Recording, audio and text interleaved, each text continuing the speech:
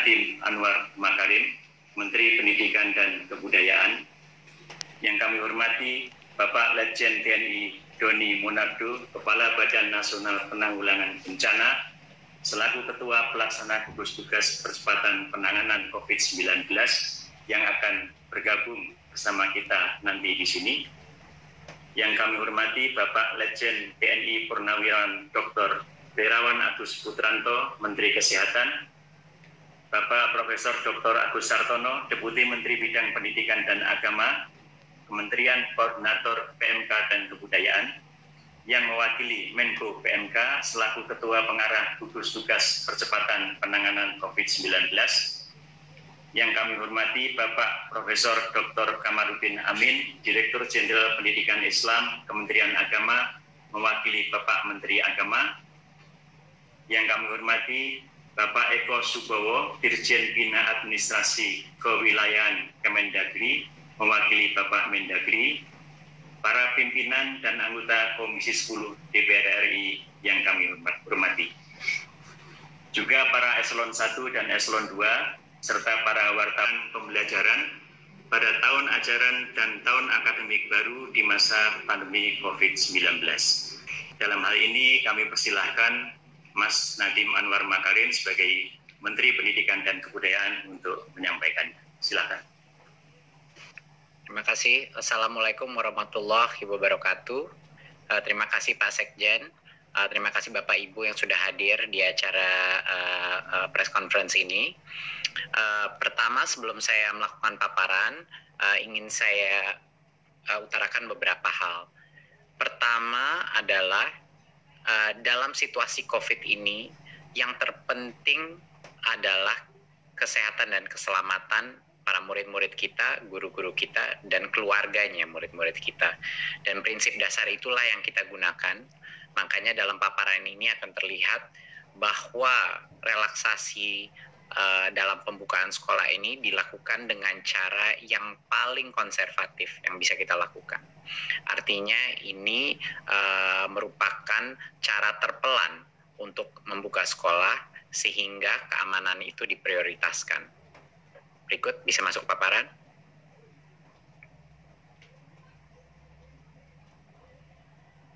Ya, terima kasih. Berikutnya. Ya, prinsip utama di masa pandemi adalah kesehatan dan keselamatan, itu nomor satu.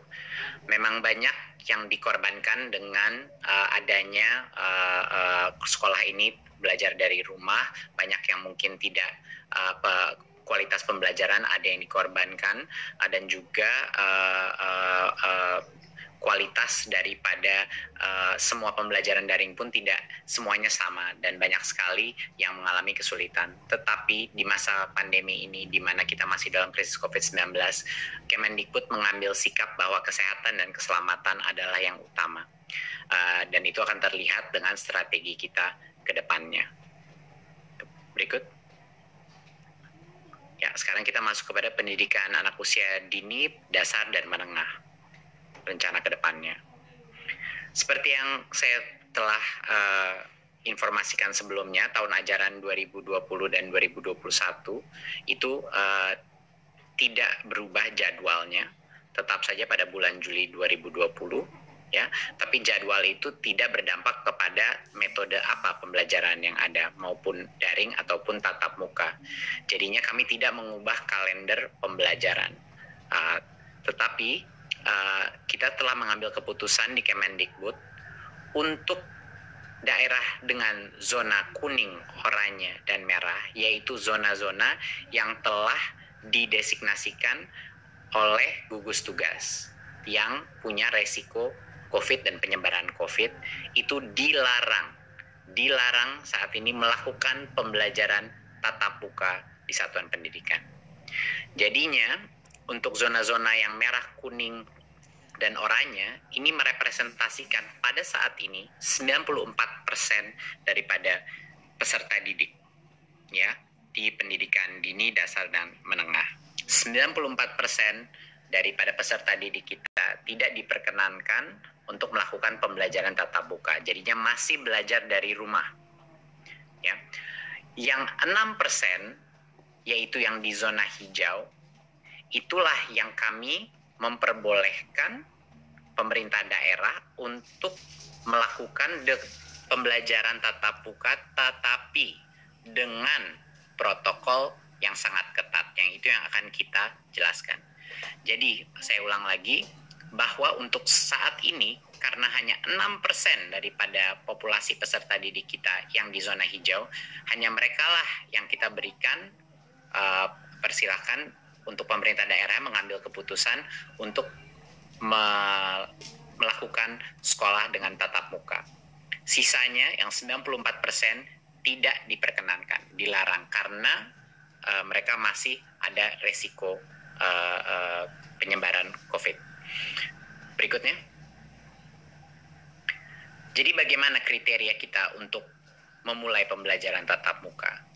Tentunya dari seperti yang saya paparkan tadi, pertama harus zona hijau, dan itu penetapannya ada di gugus tugas, dan nanti akan diperjelaskan juga dengan kepala gugus tugas apa yang dimaksudkan zona hijau, kuning, dan oranye. Jadi pertama, kabupaten kota itu harus zona hijau. Kedua, Pemda harus memberikan izin, jadi Pemdanya pun harus setuju. Dan yang ketiga, satuan pendidikan telah memenuhi, yaitu sekolahnya telah memenuhi semua checklist dan yang checklist daripada persiapan pembelajaran tatap muka. Pada saat ini semua tiga langkah pertama untuk kriteria pembukaan, sekolahnya boleh mulai pembelajaran tatap muka. Tapi ada satu lagi perizinan yang harus dipenuhi, yaitu orang tuanya murid pun harus setuju untuk anaknya mereka pergi ke sekolah pada saat itu. Jadinya misalnya zona itu sudah zona hijau, Pemda sudah mengizinkan, dan satuan pendidikan itu sudah memenuhi checklistnya. Sekolahnya boleh mulai pembelajaran tatap muka, tetapi tidak bisa memaksa murid yang orang tuanya tidak memperkenankan untuk pergi ke sekolah karena masih belum cukup merasa aman untuk harus ke sekolah. Jadi murid itu pun walaupun sekolahnya mulai tatap muka, kalau orang tuanya masih tidak merasa nyaman, murid itu diperbolehkan masih belajar dari rumah. Jadi itu penting. Kita punya banyak sekali level persetujuan untuk anak atau peserta didik itu bisa masuk ke sekolah. Ya, sekali lagi ini hanya yang zona hijau yang merepresentasikan 6% daripada populasi peserta didik kita. Dan zona hijau ini bisa semakin besar, bisa semakin kecil, tergantung pada designasi daripada gugus tugas. Berikutnya. Untuk sekolah yang sudah memenuhi semua checklist itu pun, yang di zona hijau, kita melakukan tiering daripada mana jenjang yang boleh masuk dulu. Ya, jadinya untuk bulan pertama pada saat itu checklist sudah terpenuhi, hanya diperkenankan SMA, SMK, dan SMP. Jadi hanya yang level lebih menengah situ. Jadi SD saat ini belum boleh dipersilakan membuka, harus menunggu 2 bulan lagi. Ya, jadinya untuk yang paling awal pun hanya level SMP ke atas yang boleh. Baru setelah 2 bulan kalau semuanya masih oke dan semua masih hijau, baru boleh SD dan SLB yang mulai dibuka.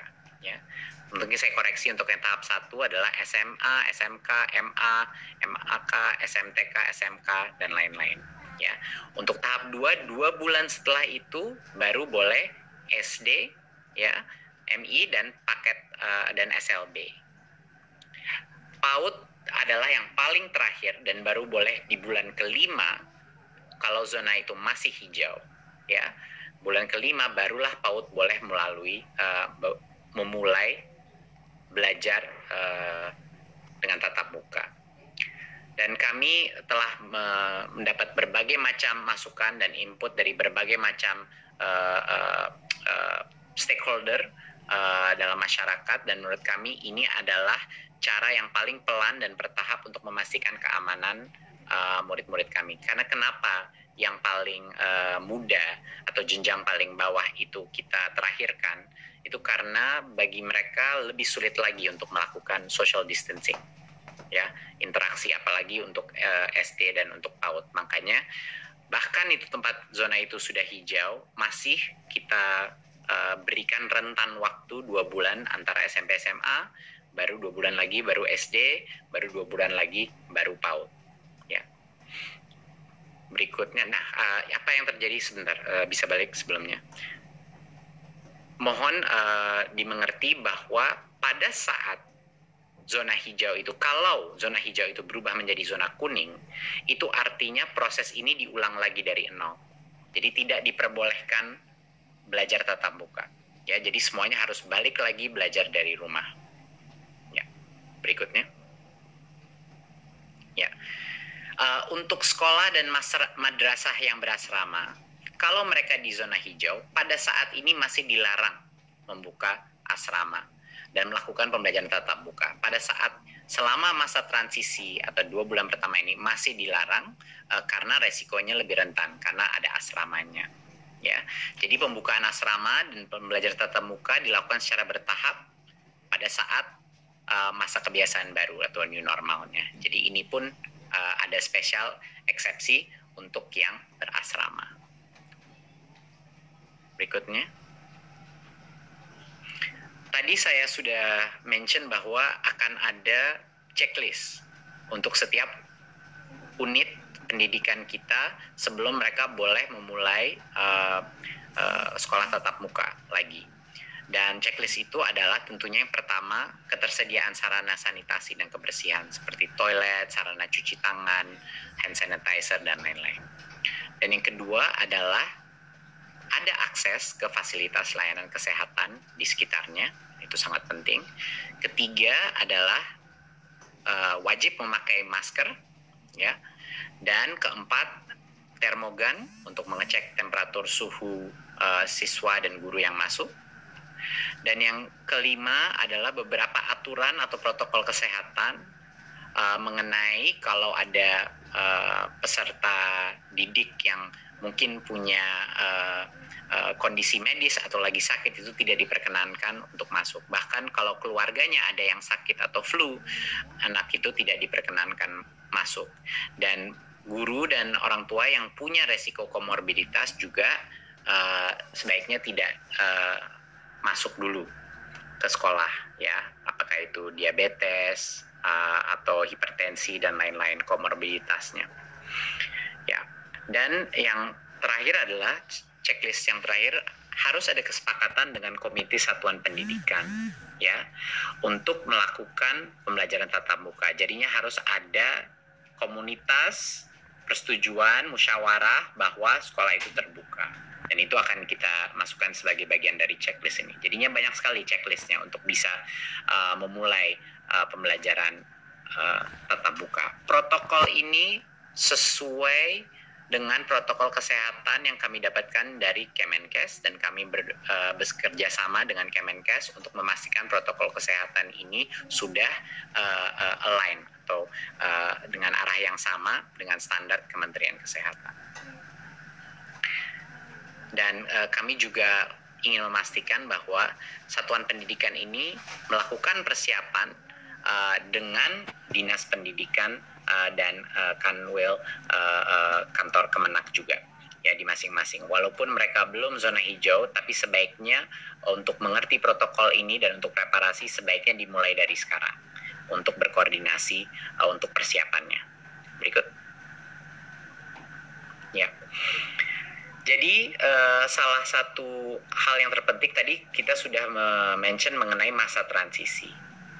Jadinya pada saat itu sekolah misalnya di bulan Juli di zona yang hijau di satu kabupaten ingin memulai, dia sudah semua checklist sudah terpenuhi dan dia memulai pembelajaran tatap muka. Tapi tidak bisa normal dulu. Selama 2 bulan pertama dia buka, ada berbagai macam restriksi yang kita akan lakukan. Yang terpenting adalah dalam kondisi kelasnya. Yang tadinya peserta didik rata-rata itu 28-30 anak per kelas. Untuk 2 bulan pertama, maksimal 18 peserta didik per kelas. Ini untuk pendidikan dasar dan menengah. Ya, jadinya sekitar kapasitasnya setengah atau 50%, sekitar 50% daripada kapasitas normal. Jadi secara otomatis sekolah ini yang melalui masa transisi ini harus melakukan proses shifting. Ya, harus ada shifting, dan kami memberikan kebebasan bagi unit pendidikan untuk menentukan seperti apa mau shiftingnya, per harian, per mingguan, angkatan kelas atau apa. Tapi dipastikan bahwa hanya boleh maksimal di dalam kelas 18 peserta didik untuk pendidikan dasar dan menengah. Dan untuk SLB jaga jarak minimum 1,5 meter. Itu 1,5 meter adalah suatu social distancing aturan untuk semua jenjangnya, ya. Tapi untuk SLB maksimal 5 peserta didik per kelas. Dan PAUD jaga jarak 3 meter dan maksimal 5 peserta didik per kelas. Itu pun pada saat, kalau PAUD kan masih sampai tercepat pun baru 5 bulan dari sekarang di zona yang hijau.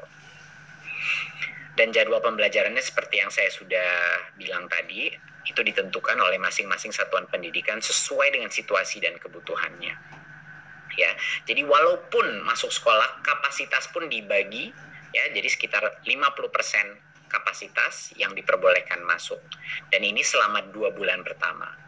Ya, baru setelah 2 bulan masih hijau, tidak ada masalah, sudah benar-benar mengenal protokol yang baru boleh new normal, di mana lebih banyak peserta yang boleh masuk sekolah. Berikutnya, oke.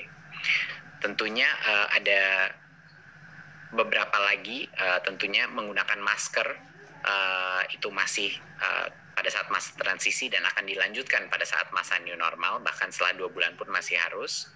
Dan juga kondisi-kondisi selain seperti komorbiditas dan kriteria kesehatan, protokol kesehatan dari Kemenkes semuanya harus dijaga. Berikutnya. Berikut. Ya. Pada saat masa transisi ini, semua aktivitas di mana anak-anak itu bercampur, berinteraksi antara kelas, itu tidak diperbolehkan. Jadi selama masa transisi ini, hanya boleh masuk ke kelas langsung pulang. Jadinya aktivitas seperti kantin, di mana anak-anak dari berbagai macam kelas berkumpul, itu tidak diperkenankan selama 2 bulan pertama. Juga kegiatan olahraga dan ekstrakurikuler itu belum diperbolehkan selama masa transisi. Ya, dan aktivitas-aktivitas lain, kegiatan belajar mengajar seperti KBM itu belum diperbolehkan pada saat masa transisi.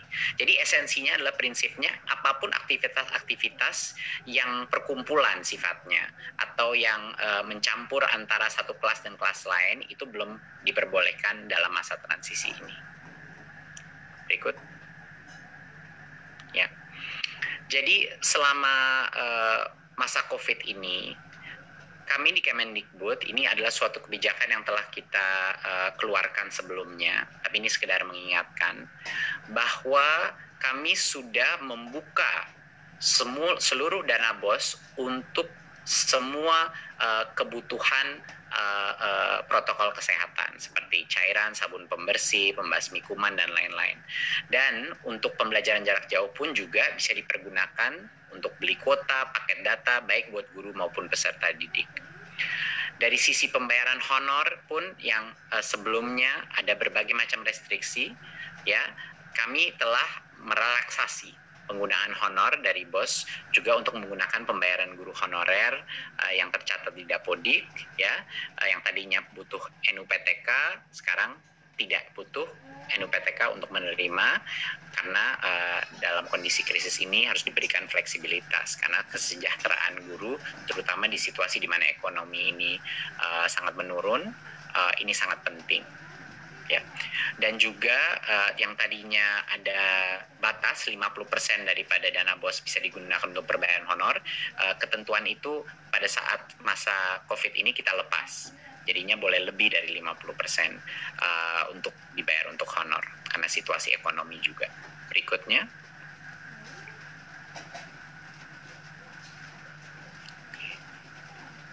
Ya. BOP PAUD juga sama, ya, alokasinya bisa digunakan untuk berbagai macam pembelajaran jarak jauh maupun juga untuk protokol kesehatan. Sama juga yang tadinya honor itu hanya untuk transport pendidik, sekarang untuk pembiayaan honor pendidik bisa digunakan BOP PAUD sehingga lebih fleksibel, tidak hanya digunakan untuk biaya transport pendidik.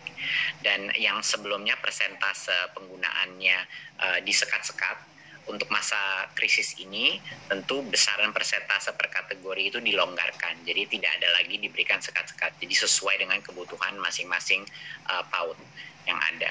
Jadi ini sekedar penekanan dari kami bahwa fleksibilitas penggunaan dana BOS itu bisa digunakan untuk melakukan masa transisi ini, ya, terhadap new normal, dan itu sudah kita bebaskan bagi masing-masing kepala sekolah untuk menggunakan diskresinya untuk menjaga protokol kesehatan jika mereka sudah di zona hijau.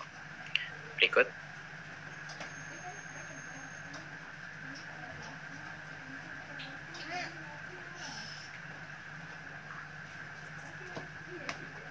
Oke. Sedikit mengenai pendidikan tinggi. Berikut. Ya, tahun akademik pendidikan tinggi tetap dimulai bulan Agustus 2020, ya. Tetapi pembelajaran di perguruan tinggi di semua zona masih dilakukan secara daring. Jadi masih online. Belum belajar tatap muka, belum masuk. Dan alasannya adalah universitas juga punya potensi mengadopsi belajar jarak jauh lebih mudah daripada pendidikan menengah dan dasar. Jadinya untuk saat ini, karena keselamatan adalah yang nomor satu, saat ini semua perguruan tinggi masih melakukan secara online. Sampai kalau kedepannya mungkin kebijakan yang berubah, tapi untuk saat ini belum berubah. Jadi masih melakukan secara daring, ya. Jadi itu adalah keputusan dari Kemendikbud pada saat ini. Tapi ada yang namanya aktivitas prioritas, ya. Aktivitas prioritas itu adalah aktivitas yang sangat berhubungan dengan kelulusannya mahasiswa yang sulit sekali dilakukan secara daring. Contoh, penelitian di laboratorium untuk skripsi, tesis, dan disertasi, biasanya ini adalah small group ataupun individu, project-project individu. Dan seperti tugas laboratorium, praktikum, studio, bengkel, dan hal-hal seperti ini yang butuh mesin, butuh peralatan, dan lain-lain. Kalau ini aktivitas prioritas yang berdampak kepada kelulusan siswa, masing-masing pemimpin perguruan tinggi diperbolehkan untuk mengizinkan aktivitas mahasiswa datang ke kampus hanya untuk aktivitas prioritas itu yang berhubungan dengan kelulusannya. Kenapa kita perbolehkan ini?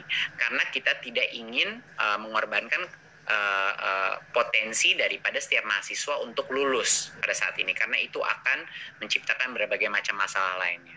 Tetapi pembelajaran masih dilakukan secara online. Jadi ya masih tidak diperkenankan untuk melakukan kuliah tatap muka. Tidak diperkenankan berbondong-bondong untuk mahasiswa masuk ke dalam kampus. Cuman buat individual project mereka yang khusus prioritas untuk kelulusannya. Berikut. Ya, saya rasa dari saya sekian. Jadinya untuk menutup dari presentasi ini, saat ini ada sekitar di bawah 90 kabupaten yang berstatus zona hijau, dan ini merepresentasikan 6% daripada populasi peserta didik kita.